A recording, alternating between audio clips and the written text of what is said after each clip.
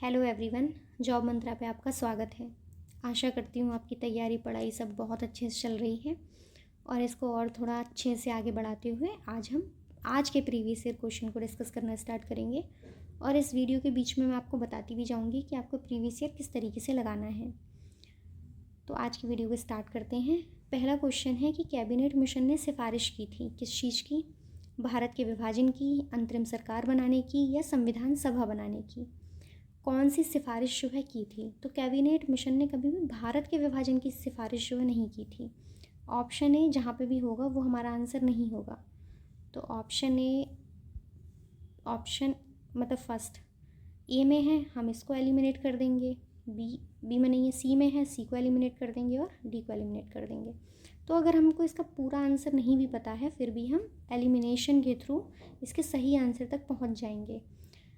तो एलिमिनेशन वाले जो ये क्वेश्चन रहता है उसमें बहुत अच्छा ये होता है कि अगर आपको कोई एक फैक्ट भी बहुत अच्छे से पता है, ठीक तरीके से पता है, तो आप एलिमिनेशन के थ्रू भी सही आंसर तक पहुंच जाओगे। अब हम इस क्वेश्चन के आंसर को डिस्कस करते हैं। देखिए, जो कैबिनेट मिशन था उसने अंतरिम सरकार बनाने की बात कही थी, संविधान सभा बनाने की बात कही थी, लेकिन कहीं पर भी उसने भारत के विभाजन की बात नहीं कही थी, ना ही इसका सुझाव दिया था। तो यहाँ ऑप्शन नंबर बी जो है ठीक हो जाएगा। कैबिनेट मिशन जो है वो मार्च 1946 में भारत आया था। कब आया था कैबिनेट मिशन? मार्च 1946 को भारत आया। इसके जो अध्यक्ष थे और सदस्य थे, इनका नाम पूछा जाता है, इनको आप अच्छे से याद रख लेंगे। अध्यक्ष कौन थे? पैथिक लॉरेंस इसके अध्यक्ष थे। और सदस्य कौन थे? इसके दो जो है वो सदस्य थे, स्टेफोर्ड क्रिप्स और दूसरे हैं एवी एलेक्जेंडर। अध्यक्ष पैथिक लॉरेंस और सदस्य हैं स्टेफोर्ड क्रिप्स और एवी एलेक्जेंडर। उसके बाद कैबिनेट ने सिफारिश कौन कौन सी की थी? तो पृथक पाकिस्तान की मांग को क्या किया था? अस्वीकार किया था। बहुत अच्छे से इसको कहीं पे भी बड़े बड़े अक्षरों में लिख लेना कि कैबिनेट मिशन ने पृथक पाकिस्तान की मांग को अस्वीकार किया था। दूसरा, केंद्रीय विषयों को छोड़कर जो अन्य सभी मामले थे उनमें प्रांतों को पूर्ण स्वायत्तता थी। इसको भी कहीं लिख लेना कि केंद्रीय विषयों को छोड़कर अन्य मामलों में प्रांतों को क्या थी? पूर्ण स्वायत्तता थी। नेक्स्ट क्वेश्चन की तरफ बढ़ते हैं। नेक्स्ट क्वेश्चन है, कैबिनेट मिशन की अध्यक्षता किसने की? हमने ठीक इसके पहले वाले क्वेश्चन में इसको डिस्कस किया है कि कैबिनेट मिशन कब आया था, अध्यक्ष कौन थे, सदस्य कौन थे। तो इसका आंसर आपको मिल गया होगा। अध्यक्ष थे पैथिक लॉरेंस, सदस्य हमने डिस्कस किए थे स्टेफोर्ड क्रिप्स थे और एबी एलेक्जेंडर थे। क्लीमेंट एटली का नाम है, तो क्लीमेंट एटली को भी देख लेते हैं। ये कौन थे? ये 1947 में जब भारत आज़ाद हुआ था तो यूके के क्या थे? प्राइम मिनिस्टर थे, ब्रिटिश प्राइम मिनिस्टर थे क्लीमेंट एटली, जिस टाइम पे भारत जो है वो आज़ाद हुआ था। और स्टेफोर्ड क्रिप्स कौन थे? तो ये 1942 में जिस टाइम पे क्रिप्स मिशन आया था, इससे भी सवाल आते हैं। देखिए, जिस टाइम पे क्रिप्स मिशन आया था तो ये क्रिप्स मिशन के क्या थे? अध्यक्ष थे। पैथिक लॉरेंस ये कैबिनेट मिशन के अध्यक्ष थे जो कब आया था? 1946 के मार्च में आया था। नेक्स्ट क्वेश्चन की तरफ बढ़ते हैं। नेक्स्ट क्वेश्चन है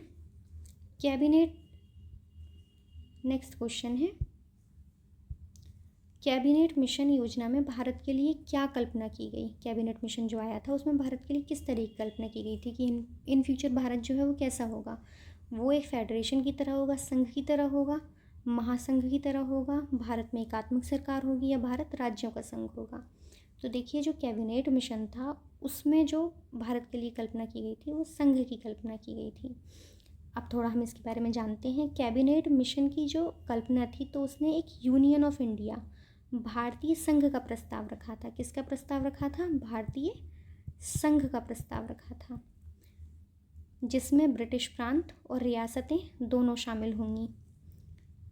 दूसरा, इसने ये बोला था कि संघ के पास जो होगा वो 3 कौन कौन से रक्षा, विदेश और संचार विषय होंगे। सिर्फ 3 विषय जो होंगे वो केंद्र के पास होंगे। इसके अलावा जितने अन्य विषय होंगे उसमें क्या प्रांतों के पास शक्ति होगी। किसकी?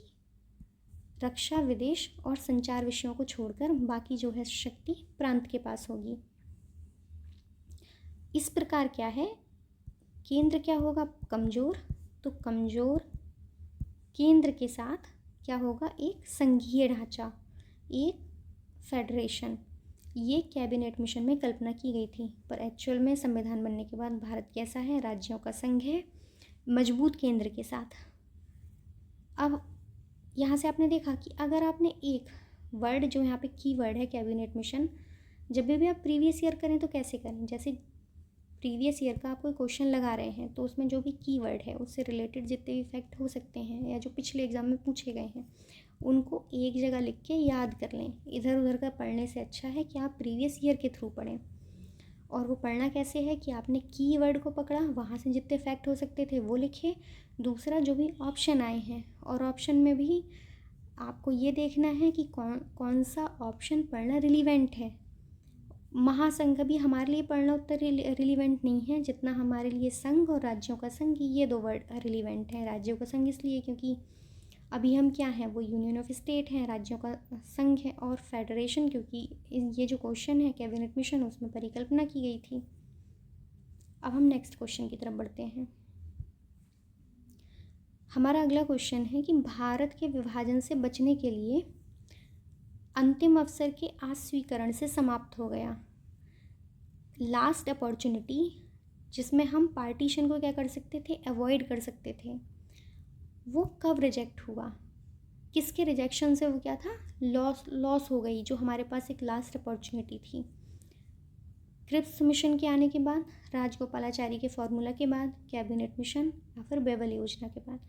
देखिए, कैबिनेट मिशन जब आया था तो इसने कभी भी पाकिस्तान की मांग को स्वीकार नहीं किया था। मतलब इसने भारत के विभाजन को सपोर्ट नहीं किया था, ना ही इसका सुझाव था, ना ही इसने कभी स्वीकार किया था।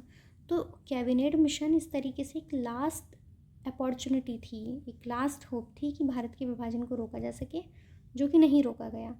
तो कैबिनेट मिशन योजना एक अंतिम अवसर था। और इसके बाद क्या था कि फाइनली भारत का जो है वो विभाजन हो गया। तो इसको हम देख ही चुके हैं कैबिनेट मिशन के बारे में कि 29 मार्च 1946 को ये जो मिशन है वो भारत आया था। और जब ये किसके द्वारा भेजा गया था, तो ये जो हैं वो ब्रिटिश प्राइम मिनिस्टर थे। अभी हमने पीछे इनका नाम भी देखा था, क्लीमेंट इटली, उनके द्वारा ये जो है वो भेजा गया था।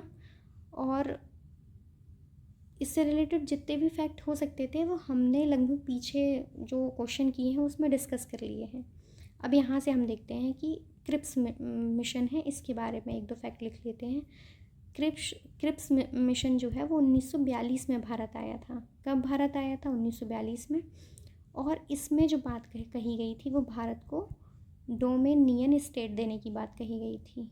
डोमिनियन स्टेट, कि हम भारत को डोमिनियन स्टेट का जो है वो दर्जा देंगे। यहाँ से आप 2 फैक्ट बहुत अच्छे से याद रखना। उसके बाद जो बेवेल योजना है, तो बेवेल योजना से रिलेटेड जो फैक्ट है वो ये है कि इसके द्वारा 1945 में शिमला सम्मेलन प्रस्तुत किया गया था। तो वेवेल प्लान जो है वो रिलेटेड है शिमला समझौता से। दूसरा, क्रिप्स मिशन कब आया था? 1942 में आया था। और इसमें भारत को डोमिनियन स्टेट का दर्जा देने की बात हुई थी। कैबिनेट मिशन के बारे में हम पूरा जान चुके हैं। नेक्स्ट क्वेश्चन की तरफ बढ़ते हैं। नेक्स्ट क्वेश्चन है, ब्रिटिश से भारतीय नेतृत्व को भारत की सत्ता के हस्तांतरण की अंतिम व्यवस्था किसके द्वारा की गई? मतलब भारत की जो सत्ता थी उसको भारतीय नेतृत्व कब मिला था? साइमन कमीशन के बाद, गांधी इरविन समझौते के बाद, कैबिनेट मिशन के बाद, या फिर क्रिप्स मिशन के बाद? तो आई होप आप सबको इसका आंसर पता होगा कि कैबिनेट मिशन के बाद, क्योंकि इसके बाद संविधान सभा का गठन हुआ था, अंतरिम सरकार बनाई गई थी। तो इसका जो सही आंसर है वो क्या है? कैबिनेट मिशन के बाद, जो कि मार्च 1946 में क्या था? भारत आया था। और कैबिनेट मिशन के से रिलेटेड जितने भी फैक्ट हैं वो हम पढ़ चुके हैं कि कैबिनेट मिशन में क्या था, कैसे था। अभी हम जो बाकी चीज़ें हैं वो देखते हैं, जैसे साइमन कमीशन। साइमन कमीशन 1947 में भारत आया था, और इसमें क्या था? इसका जो उद्देश्य था वो भारत सरकार अधिनियम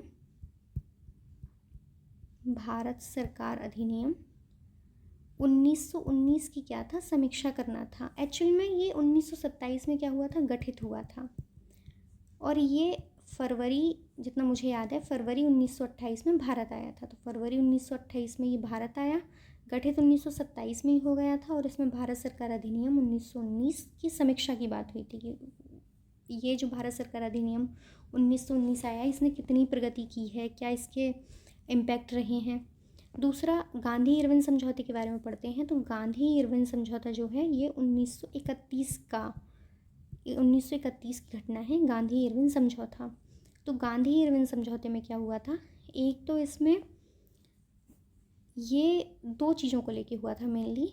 एक तो हुआ था कि सविनय अवज्ञा आंदोलन जो गांधी जी ने स्टार्ट किया था, सविनय अवज्ञा आंदोलन।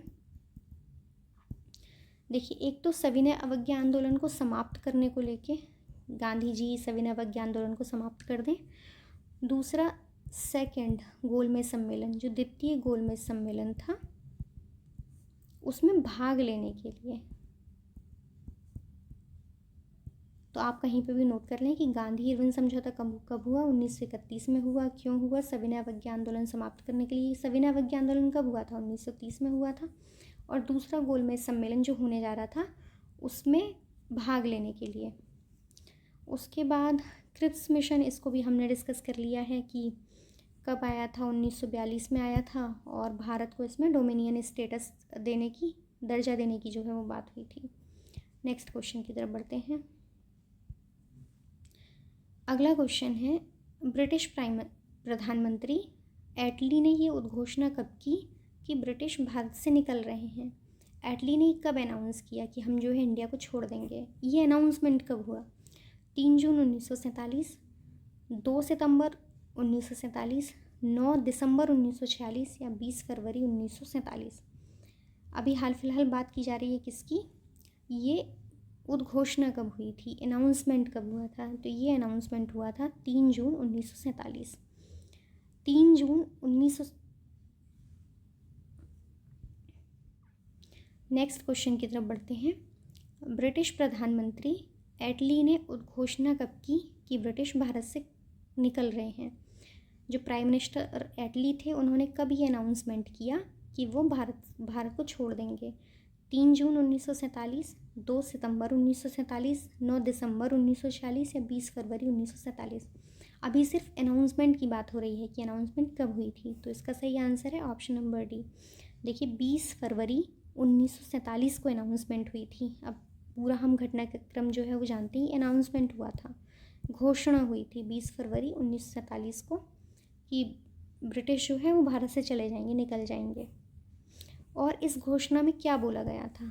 इसमें बोला गया था कि 30 जून 1948 के पहले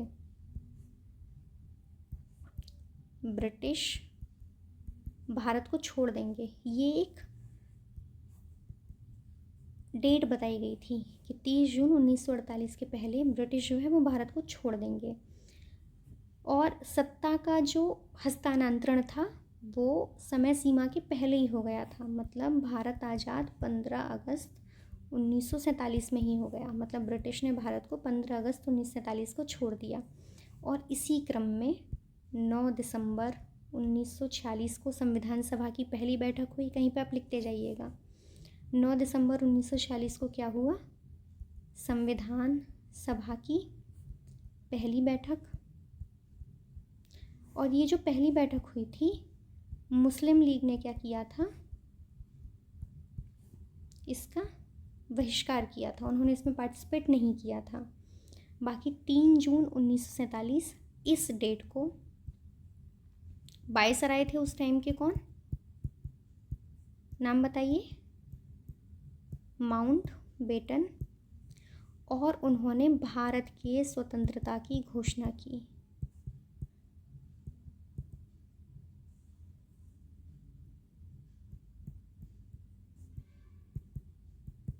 अब आप बहुत अच्छे से इन सारे डेट्स को याद कर लीजिए।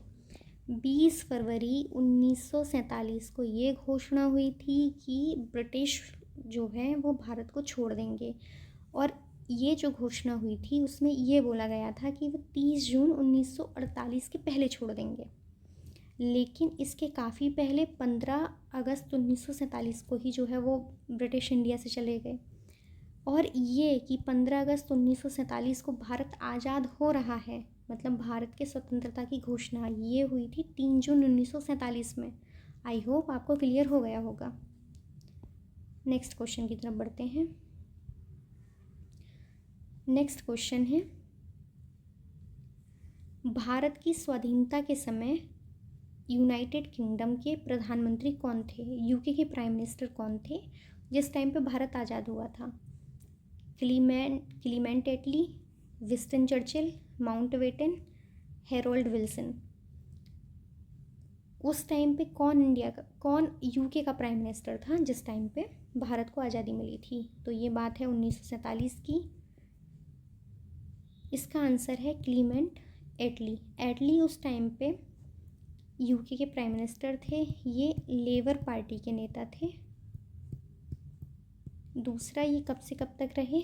ये 1945 से लेके 1951 तक जो है 51 तक पीएम रहे थे।